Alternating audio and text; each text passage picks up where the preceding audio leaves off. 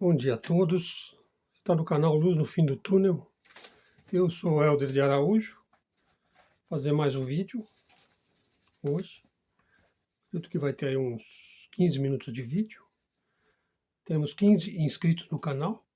E a média de visualizações é em torno de 10, 15, 20, 25 visualizações em média, né? Eu acho que é uma boa média. Né? E vamos lá. Bom, não tem grandes novidades de ontem para hoje, né? Uma frase que me chamou a atenção é do Oscar Wilde. O Oscar Wilde é um dos grandes autores, né, inglês, que escreveu o Retrato de Dorian Gray, que é um livro que, aliás, eu li há muitos anos e uma obra inesquecível, né, onde ele já mostra a decadência, né, do meio em que ele vivia, né. Ele viu essa decadência já na virada do século XIX para o século XX, né, no Ocidente. Né. O Ocidente está no nosso imaginário, né? A gente se vê como ocidental, a gente foi criado assim pela mídia, pela imprensa, por um modo de ver a vida e o mundo, basicamente dentro de um viés anglo-saxão e americano, né? Principalmente americano, né? Então, a gente tem aquele viés, aquela releitura da história, né? Quem conta a história, né, manipula de acordo com os seus interesses, né, em manter a sua cultura, vamos dizer, hegemônica, preponderante, né? Muitas vezes, para não dizer sempre, em detrimento de outras culturas e civilizações, no mínimo, que estão no mesmo pé de igualdade em termos de criatividade, em termos de profundidade, né? O fato é que o Ocidente, né? O Ocidente ele chegou ao ponto, nós estamos no ponto em que o Ocidente chegou ao ponto de defender o genocídio de um povo, né? O povo palestino. Veja, ele chegou a este ponto, né? E a gente vê notícias aí dentro de uma narrativa que é um slogan, na grande mídia, na imprensa, né? A gente vê a defesa desse genocídio justificado por um combate ao terrorismo, aquela coisa toda, né? E por que se defende tanto o genocídio desse povo e também tirar esse povo da frente, né? Isso eu já falei sobre isso ontem, né? A questão do afastamento daquele povo daquela região e também por causa dos interesses aí, né? Da British Petroleum, né? Também uma empresa italiana ali que já estão fazendo a distribuição aí das ações, né? Nos negócios do gás e do petróleo naquela região, né? Veja, o Ocidente e os neocons, principalmente aqui no Brasil, né? Que é uma colônia dos Estados Unidos, né? E é um povo americanizado, né? Principalmente essa garotada, assim, enfim, não vou entrar muito no mérito desses canais e desse pessoal que se vê como salvador do catolicismo, né? Ou que se vê como conservador, né? Mas o fato é que foi o Ocidente que impôs as piores ideologias ao mundo, as mais malignas, né? Ele deu um jeito de impor isso ao mundo, né? Por exemplo, o nazismo é uma criação tipicamente ocidental, né? Ele tem raízes nas sociedades secretas, né? De magia, sociedades que mexem com energias assim demoníacas, né? O comunismo, né? Também é uma criação ocidental, né? De um alemão, um judeu alemão, né? Que em parte ele que deu o influxo, né? Lá por volta de 1850, né? Com o Manifesto Comunista do Marx e Engels, né? E a elite sionista ocidental deu um jeito de enfiar aquilo na goela dos russos, né? Posteriormente, aquilo acabou também vigorando e vicejando na China, só que com outro viés, né? Não exatamente marxista, né? Mas maoísta. E o próprio neoliberalismo, né? Que é considerar tudo como louvável se dá lucro, né? Por exemplo, a tal ponto que se promoveu, né, eu até citei isso no meu vídeo, que o Milei propõe a criação de empresas de vendas de órgãos humanos, né, porque se aquilo é lucro, o Estado não deve interferir. Enfim, tudo pode ser possível, né, no neoliberalismo, desde que dê lucro, né, e que as pessoas possam ser consideradas consumistas. Então, o consumidor passa a ser visto como uma espécie de semideus, né? Ou seja, tudo é justificado em função do lucro, em função da livre iniciativa, né? Tudo é possível. O fato é que o Ocidente produziu as piores guerras, né? Já produzidas pela espécie humana. Primeiro as guerras napoleônicas, né? Que causou um verdadeiro terror na Europa, né? No século XIX. Depois a Primeira Guerra Mundial, que na avalanche que ela gerou veio a Segunda, né? E nós já estamos aí na Terceira, né? O Ocidente desumanizou suas populações, com divisões espúrias, né? Que supostamente ele herdou lá da Revolução Francesa, a direita versus a esquerda versus a direita. A outra é sempre o mal e eu sou o bem, ou então vice-versa, né? Essa coisa de você demonizar o outro, né, e impedir qualquer possibilidade de diálogo, de entendimento, porque aí o importante é a própria polarização, a própria divisão da sociedade em dois campos. Isso está bem presente lá nos Estados Unidos, onde, pelo menos em termos de marketing, a gente tem dois partidos, que no fundo é um partido só, mas essa divisão também foi gerada por um modo de vida aí, democrático, liberal, do Estado Democrático de Direito, enfim, todos esses conceitos tidos como melhores ou positivos e que vêm do liberalismo, né? Mas que, na verdade, não há prova nenhuma de que a democracia, aliás, há provas de que a democracia é um dos piores regimes que existe. O Aristóteles, que talvez tenha sido o maior cientista político, né, da história, um dos maiores intelectos, né, que a humanidade já produziu, ele, no seu livro Da Política, que eu recomendo até esse livro Da Política, ele analisou 53 tipos de regimes políticos diferentes. Isso num pensador que é lá da antiguidade. Quer dizer, então ele já tinha feito aí um estudo de todos os tipos de regimes, de governos, né, de estados possíveis. Né? E a democracia é justamente um dos piores. Né? Ele não teceu elogios à democracia. Né? Pelo contrário, ele mostrou o seguinte: a democracia ela pode levar, e geralmente leva, ou a uma tirania, ou a uma dispersão, a um esfacelamento do tecido social, né? Que é o que está acontecendo nos Estados Unidos. Ou então ela leva a uma tirania. Né? Então nós temos visto que a democracia ela é vendida como uma panaceia e como aquele tipo de regime que mais propicia o desenvolvimento e o crescimento, e, enfim, mas isso aí talvez já chegou ao fim. Né? E hoje o Ocidente ele impõe também ao mundo, né, através da ONU, da Unesco, do Clube de Roma, e de várias agendas aí progressistas, né, e que são puramente demoníacas. Né? O Ocidente ele destruiu sua própria religião, né? A sua religião, né, onde você tinha aí uma maneira de ter um encaminhamento, né? Uma maneira de você ter um controle dos seus instintos, né? Porque a religião serve muito para isso, né? Para te fazer refletir um pouco antes de pisar na lama, né? O Ocidente destrói sua própria religião formadora, né?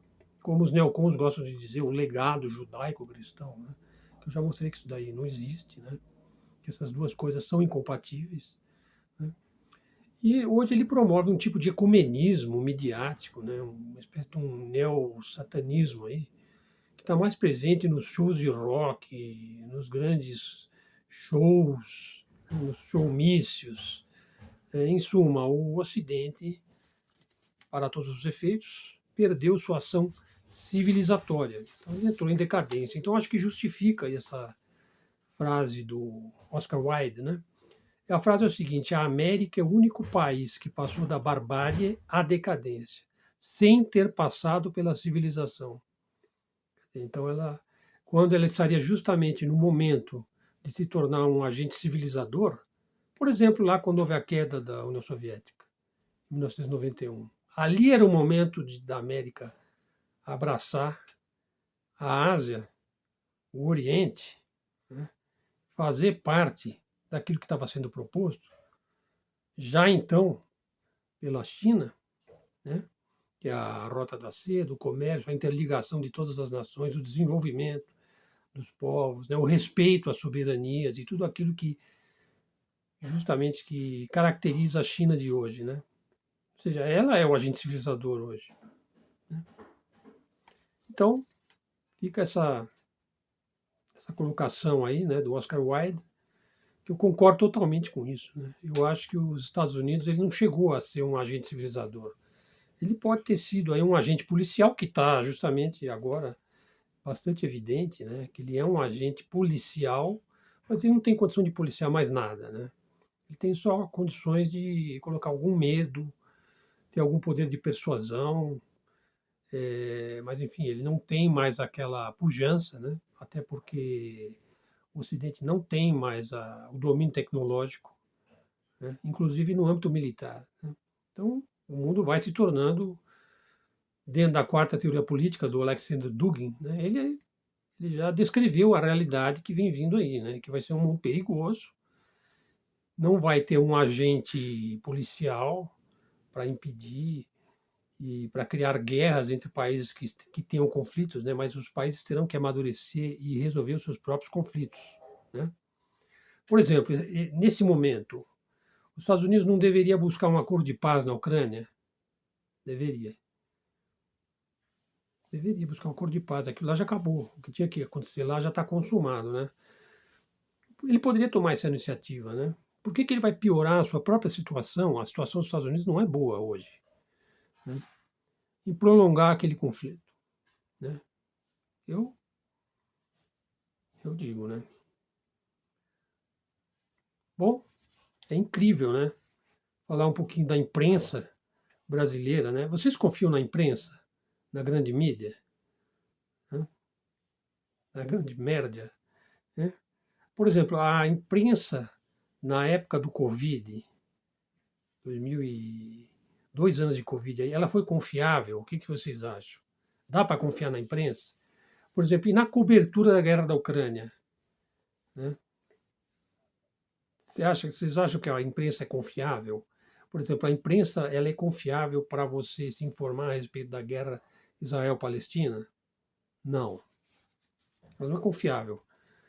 Então, assim, se você for assistir a Globo, né, CNN, né, os Jorges pontuais aí da vida, assiste assim uns 10 minutos por ano, né?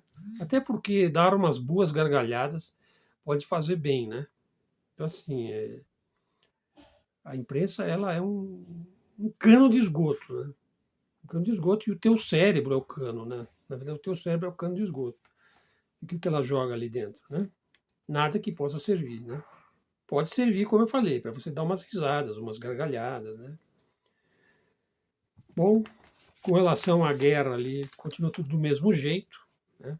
Tem um mês de guerra, e olha só, Israel não conseguiu nada em termos militares, absolutamente nada. Ele só conseguiu em termos de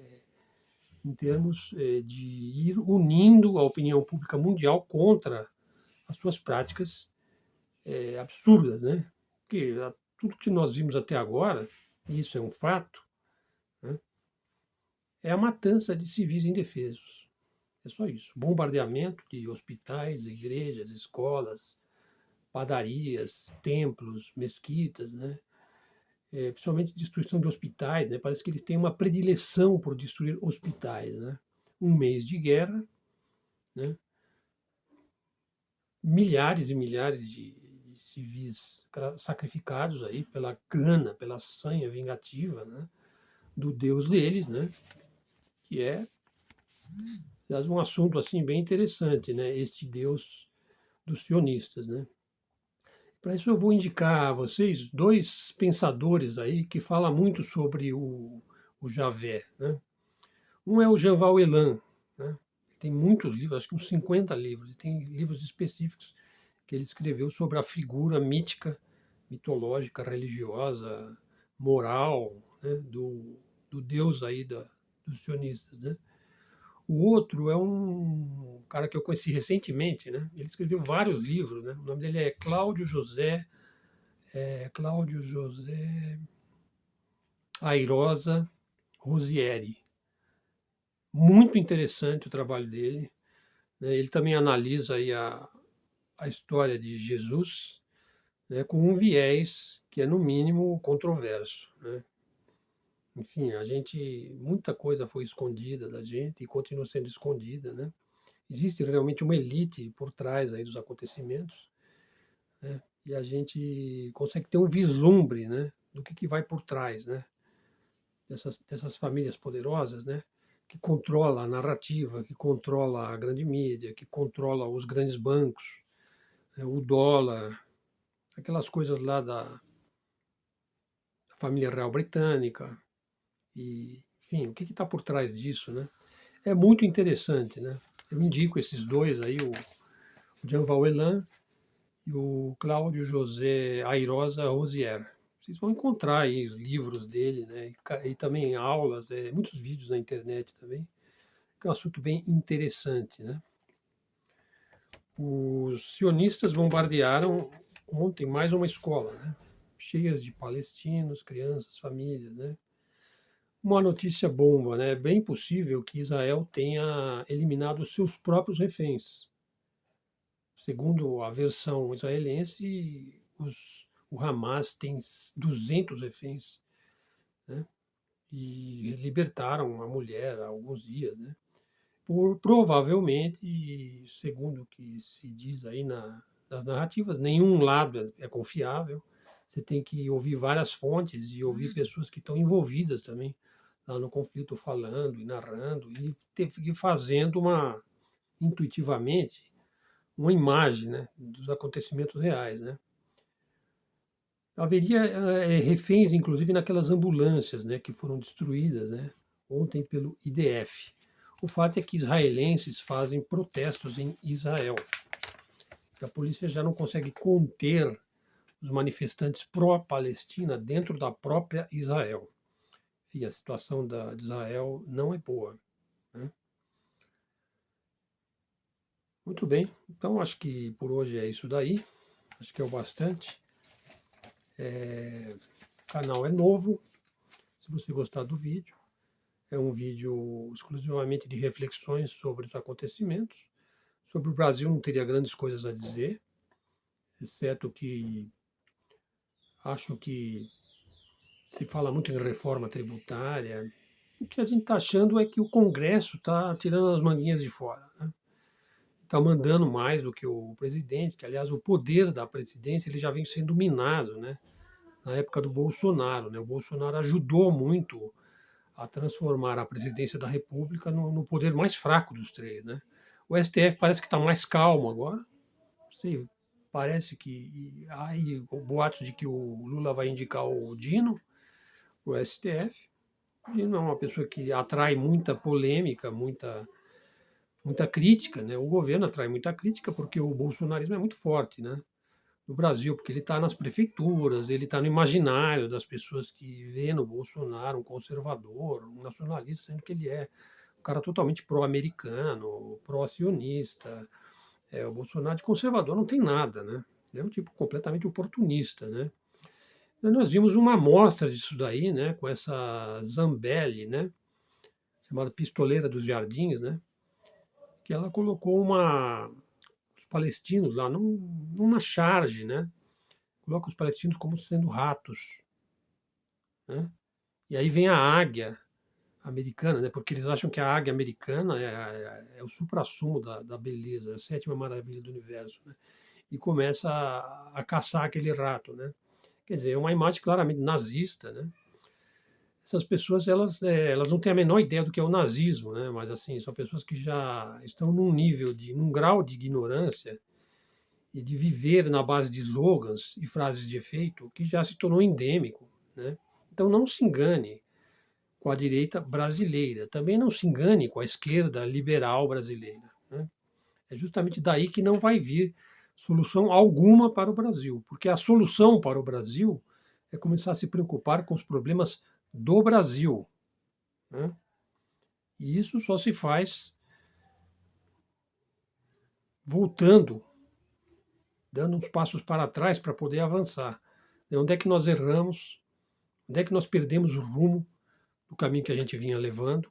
O que a gente pode trazer de positivo do legado que a gente recebeu? Então a gente tem que falar de mundo multipolar, sim, de soberania, de nacionalismo, de defesa do território, de defesa da nossa língua, de unidade regional e de respeito também às características regionais. Enfim, nós temos um chão aí longo pela frente, né? E o Brasil é o país do futuro? Sim, eu acredito que o Brasil é o melhor país para se viver no mundo. Pessoal, obrigado aí pela atenção. Tenham um bom dia e até a próxima.